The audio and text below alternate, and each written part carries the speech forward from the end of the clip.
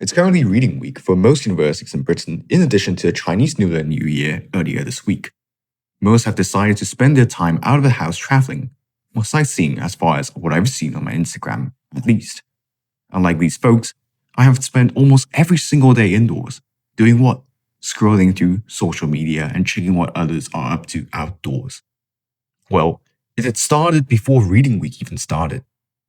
It has been like this since Valentine's Day, when I purposely chose not to step out of the house to prevent myself from getting depressed by the sheer number of couples on the street.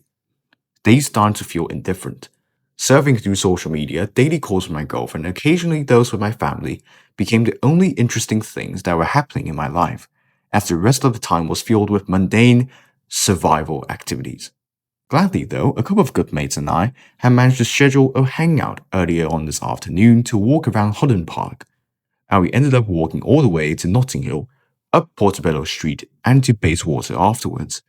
Through our conversation, besides being wowed by the bizarre and seemingly chaotic nature of Turkish politics as the nation prepared its upcoming presidential election, my mates have reminded me how much I enjoy genuine human connection, and it's coming back home rejuvenated and feeling entirely different from how I felt before I left the house that made me realize how much good quality social connections mean to me. I may not have a lot of friends, but I definitely am surrounded by a lot of great ones. Apart from solely elevating my mood via my search on the internet, studies suggest strong social connections promote cognitive health via cognitive stimulation and affect the function of the neural endocrine system and activation of the hypothalamic pituitary adrenal axis via psychosocial processes.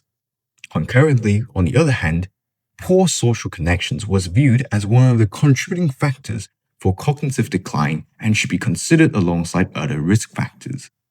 So, as a mini confession perhaps, to those who've been willing to hang out with me, thank you for your time, energy, and maintaining my cognitive function.